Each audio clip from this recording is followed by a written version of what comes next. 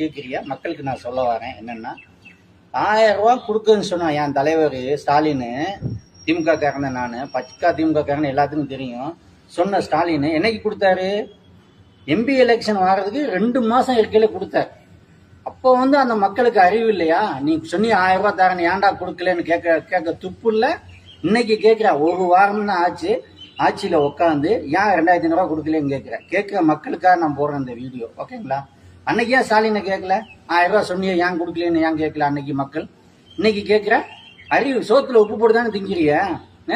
50 வருஷமா ஆட்சி ஆண்டான் அவன் உக்காந்துக்கிட்டு சொல்றான் 1000 ரூபா கொடுக்கறேன்னு, கிழிக்கிறேன்னு சொல்றான். அவனுக்கு ஓட்ட போடுறிய நீங்க, அவனை உட்கார வைக்கிறிய. அவன் 2 வருஷம் கழிச்சு கொடுக்குறான். எம்பி எலெக்ஷன் 2 மாசம் இருக்கையில கொடுக்குறான் 1000 ரூபாய். அதை நீ வாங்கிக்கிற. நல்லா சூடு சோனை இல்லாம சோத்துல உப்பு போட்டு தின்னியா என்னன்னு தெரியல. அப்ப நீ எதுவும் வாய் பேசல, வாங்கின.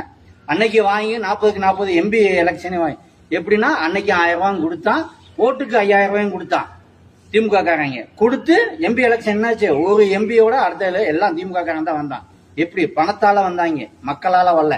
இந்த இன்னைக்கு அடிச்சாங்களா மக்கள், முதலமைச்சர் ஓரம் கட்டினாங்கல்ல, அது மாதிரி அன்னைக்கு புத்திசாலியா இருந்துட்டாங்க மக்கள்.